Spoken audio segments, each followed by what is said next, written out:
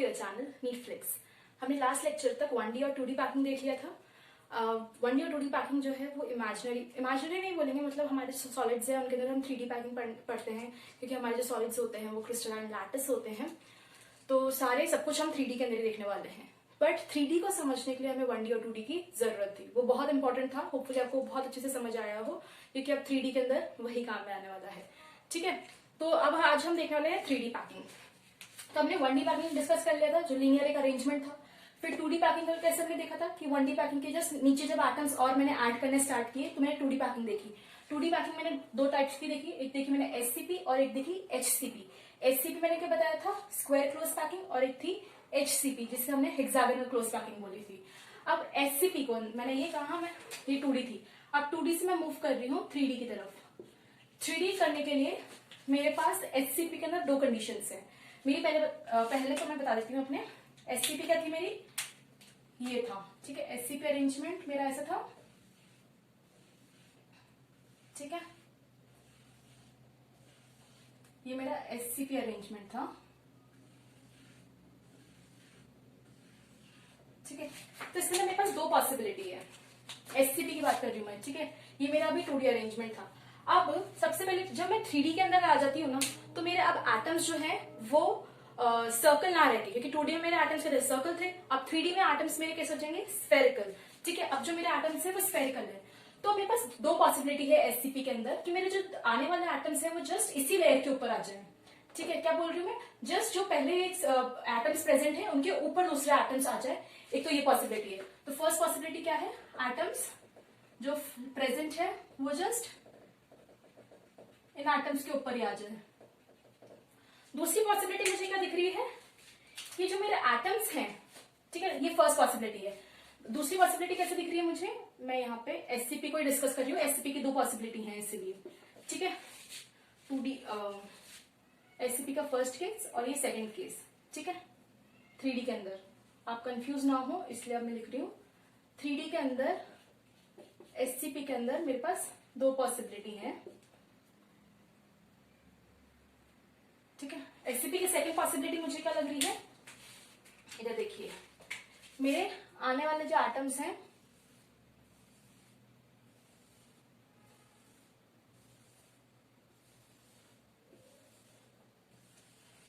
एक मिनट, हाँ ठीक है, तो जो मेरे अब दूसरे आने वाले जो एटम्स हैं वो कैसे हैं, अब इन वॉइड्स के ऊपर प्रेजेंट है। किसके ऊपर प्रेजेंट है, ये जो वॉइड्स बन रहे हैं नीचे फर्स्ट लेयर के, उसके ऊपर प्रेजेंट है। ठीक है, अब इसके ऊपर एक और लेयर रख दूंगी मैं, तो वो वापस से फर्स्ट लेयर के ऊपर ही आएंगे वो एटम्स। ठीक है,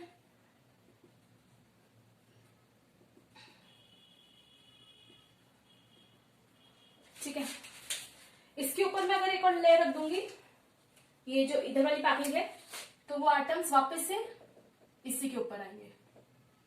ठीक है, क्योंकि मेरी पैकिंग ही ऐसी है। तो अगर आप देख रहे हैं, अब मैं इसको कैसे टाइप का अरेंजमेंट बोल सकती हूँ, इनको अगर मैं नेमिंग करूँ तो कैसे टाइप की दिखनी है, क्योंकि मेरी फर्स्ट लेयर को अगर मैं A मान के चलती हूँ तो सेकंड लेयर जो मेरी ग्रीन कलर की थी वो भी जस्ट उसी के ऊपर आई है, तो वो भी A है। अब मैं उसको ऊपर एक और थर्ड लेयर रख दूं तो वो भी कैसी है, बिल्कुल उसी के ऊपर आई है, वो भी A है। तो कंटिन्यू कैसे होगी, तो ये कैसी टाइप की हो गई, A टाइप का अरेंजमेंट हो गया। ठीक है, और यहाँ पे मैं अगर देखूं तो मेरी एक लेयर है ब्लैक वाली A, फिर सेकेंड जो आई वो मेरे इनके वॉइड्स के ऊपर प्रेजेंट है, तो सेम है नहीं, तो वो वॉइड्स के ऊपर प्रेजेंट है तो मैं इनका नेम कैसे कर सकती हूँ, B। और जो मेरी C लेयर आ रही है वो भी कैसी है, वो बिल्कुल A के ऊपर आ रही है। आप देखोगे मैंने ये सिर्फ एग्जैजरेट करके बड़े करे हैं, बाकी एटम्स तो उसी साइज के हैं। ठीक है, ताकि आपको दिख जाए। तो मेरी जो वापस से जो लेयर आ रही है, जो थर्ड लेयर आ रही है, उसको मैं C बोलूंगी A बोलूंगी, बिल्कुल A के ऊपर ही आ रही है। तो कैसी होगी वो, AB AB टाइप की, क्योंकि वो A फिर उसके वाइड्स के ऊपर B, फिर वापस अगर मैं थर्ड एटम रखूंगी तो किसके ऊपर रखूंगी मैं, जस्ट A वाली लेयर के ऊपर आएगा वो थर्ड एटम। तो वो कैसे हो गई अरेंजमेंट, AB AB टाइप की। ठीक है, अब मैं इनके यूनिट सेल देखना चाहती हूँ, तो यूनिट सेल के लिए मुझे क्या करना है, एटम्स के सेंटर पॉइंट लेना है। ठीक है ना, तो यहाँ पे जब मैं देखती हूँ, ठीक है, यहाँ पे जब मैं देखती हूँ मेरे 4 एटम्स जो हैं वो ऐसे प्रेजेंट है नीचे, और जस्ट उनके ऊपर मैंने एटम्स प्लेस किए। जस्ट उनके ऊपर मैंने 4 एटम्स और रख दिए, ठीक है। और अब जब मैं उनको ज्वाइन कर रही हूं, उनको ज्वाइन करती हूं, ठीक है, तब मैं उनको जब ज्वाइन कर रही हूं तो मुझे कैसा दिख रहा है, एक क्यूब जैसा स्ट्रक्चर दिख रहा है, ठीक है, एक क्यूब जैसा स्ट्रक्चर दिख रहा है मुझे। तो मैं इस यूनिट सेल का नेम क्या कर सकती हूँ, क्योंकि मुझे एटम्स कहाँ प्रेजेंट है, सिर्फ मेरे कॉर्नर से प्रेजेंट है, ये मैंने सिर्फ इनका सेंटर पॉइंट्स लिए हैं। ओरिजिनली तो एटम्स कैसे प्रेजेंट है, ऐसे, ठीक है, बिल्कुल अटैच्ड, ऐसे 2 पीछे हैं, 2 आगे हैं ऊपर, और वैसे 4 एटम्स नीचे हैं, ठीक है ना। तो ये ऐसे प्रेजेंट है, मतलब आप समझ लीजिए 4 फुटबॉल नीचे पड़ी है, जस्ट उनके ऊपर 4 फुटबॉल और रख दी, तो ये वो जो है वो बन रहा है यूनिट सेल। कैसा बन रहा है, क्यूबिक बन रहा है। तो मैं इसका नाम क्या दे दूंगी, यूनिट सेल क्या हो गया मेरा, इसका नेम क्या बोलूंगी मैं, सिंपल क्यूबिक। क्या बोल रही हूँ मैं, यूनिट सेल को सिंपल क्यूबिक, ठीक है।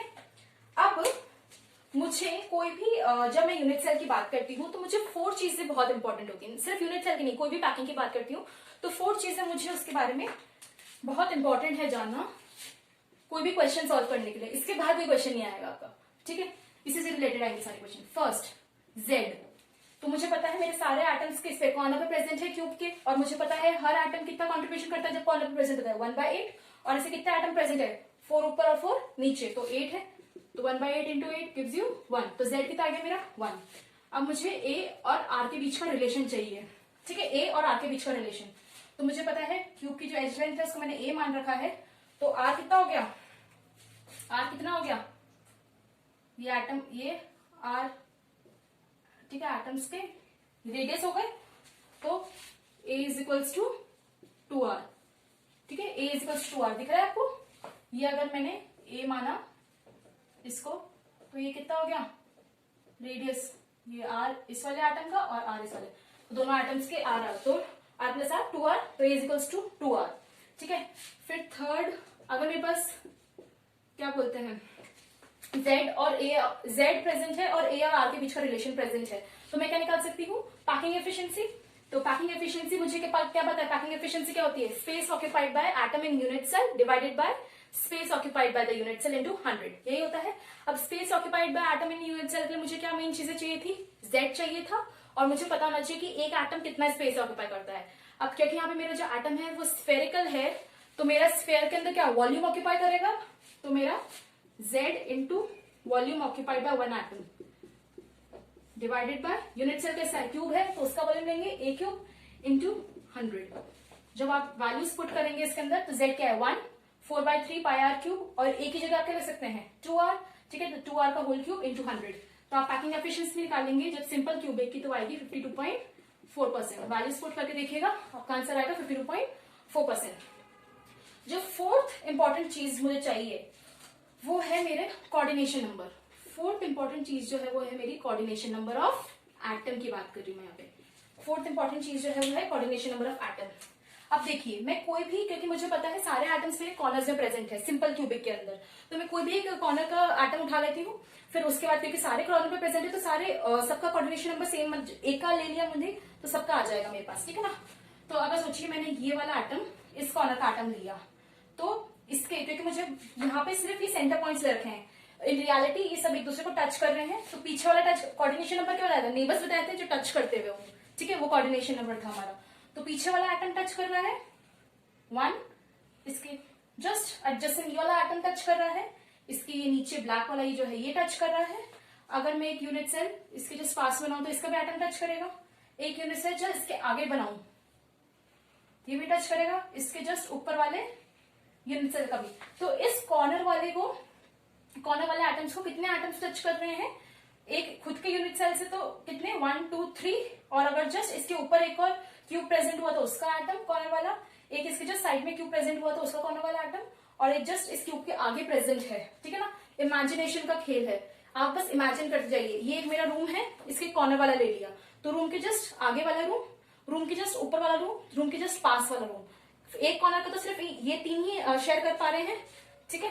तो ये कितने हो गए 1 2 3 4 5 6, ठीक है, तो 6, ठीक है। तो कितने इसे कोऑर्डिनेशन नंबर इस एटम का कितना हो गया 6, कोऑर्डिनेशन नंबर ऑफ एटम कितना हो गया 6। तो अगर आपको क्वेश्चन पूछे सिंपल क्यूबिक के अंदर कोऑर्डिनेशन नंबर ऑफ एटम, अब सारे एटम ही कॉर्नर्स में प्रेजेंट है तो किसी एक का भी निकाल लिया तो सबका ही क्या होगा 6 ही होगा, ठीक है। तो कोऑर्डिनेशन नंबर ऑफ एटम क्या हो गया 6। अब वॉइड कैसा प्रेजेंट है यहाँ पे, वॉइड कैसा प्रेजेंट है यहाँ पे, 4 फुटबॉल नीचे रख दिया, 4 फुटबॉल जस्ट उसके ऊपर रख दिया, तो जो बीच में वॉइड है मैंने कैसे बताया था क्यूबिकल वॉइड, ठीक है। तो वॉइड क्या है क्यूबिकल, और वॉइड का कोऑर्डिनेशन नंबर क्या है, वॉइड का कोऑर्डिनेशन नंबर 8 है। क्यूबिकल वॉइड का कोऑर्डिनेशन नंबर क्या था 8, क्योंकि उससे उस वॉइड को सराउंड करने वाले एटम्स, उस वॉइड को कितना एटम्स बना रहे हैं 8 एटम्स, 4 ऊपर का 4 नीचे का, ठीक है। तो एक पॉसिबिलिटी ये हो सकती है। अब दूसरी पॉसिबिलिटी मैं देखती हूँ एससीपी के अंदर, तो इसको मैंने कह दिया सिंपल क्यूबिक। तो एससीपी के अंदर जो फर्स्ट जो है मेरा वो सिंपल क्यूबिक आता है। अब सेकंड वाला एससीपी के अरेंजमेंट से देखती हूँ मैं क्या बन रहा है। तो एबीएबी टाइप की अरेंजमेंट हमने देख लिया था कि ये आ रही थी। अब मैं वही करूंगी, एटम्स 4 एटम्स नीचे प्रेजेंट है, ठीक है, 4 एटम्स नीचे प्रेजेंट है। एक गड़बड़ हो गई, एक थोड़ी सी, आप इधर देखिए क्योंकि बनाते वक्त मुझे ध्यान आया। अगर मैंने, जब मैं बात करती हूँ सिंपल क्यूबिक के अंदर, तो मेरे जब एटम्स हैं आप खुद देखिएगा, ठीक है। अब मैं इनको दूर दूर क्यों बना रही हूं, मैं इनको दूर दूर क्यों बना रही हूं, क्योंकि अब जो मेरा आने वाला एटम है ना वो आ रहा है इन वॉइड्स के बीच में, इन वॉइड के ऊपर रखा मैंने। तो आप देखेंगे कि कभी भी मैं स्फीयर, आप खुद भी ट्राई कर लीजिएगा, जब मैं 4 फुटबॉल रखती हूँ और जब उसके ऊपर 1 फुटबॉल रखूंगी मैं, तो वो जो है जो नीचे की 4 फुटबॉल है वो खुद स्पेस कर लेंगी, एक दूसरे से दूर हो जाएंगी, कभी भी पास पास नहीं रहेंगी। अगर मैंने उनको वॉइड के बीच में कोई एटम रखा तो जो है वो एटम जो है वो इन सारे 4 फुटबॉल्स के बीच में स्पेस कर देगा, इसलिए यहाँ पे ये स्पेस प्रेजेंट है, ठीक है, ठीक है। तो जो 4th, ये जो ऊपर से एटम आ रहा है ये क्या हो जाएगा, इनके बीच में स्पेस क्रिएट कर देगा। अब जो ऊपर वापस लेयर आएगी उसके ऊपर जो मेरा एटम प्रेजेंट होगा वो कैसा होगा, जस्ट इस लेयर के ऊपर आ रहा होगा, फर्स्ट ए वाली लेयर के ऊपर, ठीक है। हाँ, तो ये मेरी अरेंजमेंट कैसे हो गई एबीएबी टाइप की, ठीक है। तो अब जब मैं एटम्स की बात करती हूँ तो मैं इनको यूनिट सेल निकालना है मुझे, तो इनके सेंटर पॉइंट्स ले लिए, ठीक है। फिर एक एटम मेरा जस्ट बीच में प्रेजेंट है इनके, और जस्ट इसी के ऊपर एटम्स प्रेजेंट है मेरा,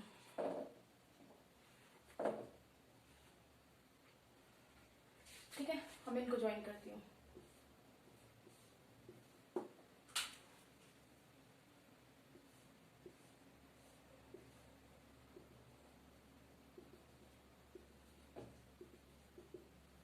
ठीक है, तो मेरे एटम्स कहाँ का प्रेजेंट है, आपको कहाँ का दिख रहा है एटम्स, मुझे एटम्स अपने नीचे 4 फुटबॉल, बीच में जो वॉइड था उसकी जगह का क्या प्रेजेंट है, एक एटम प्रेजेंट है, तो बीच में और ऊपर 4। तो मुझे कैसा दिख रहा है, ये जो यूनिट सेल है बॉडी पे एक एटम प्रेजेंट है, तो इसी यूनिट सेल का नाम मैं क्या देती हूँ बीसीसी, इसी को आप बीसीसी बोलते हैं, body centred cubic unit cell, ठीक है। तो बीसीसी इसी को बोलते हैं हम।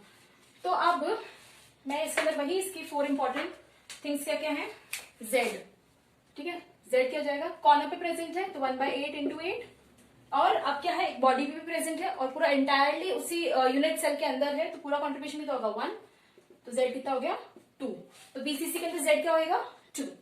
फिर उसके बाद सेकेंड चीज मुझे चाहिए होती है ए और आर का रिलेशन।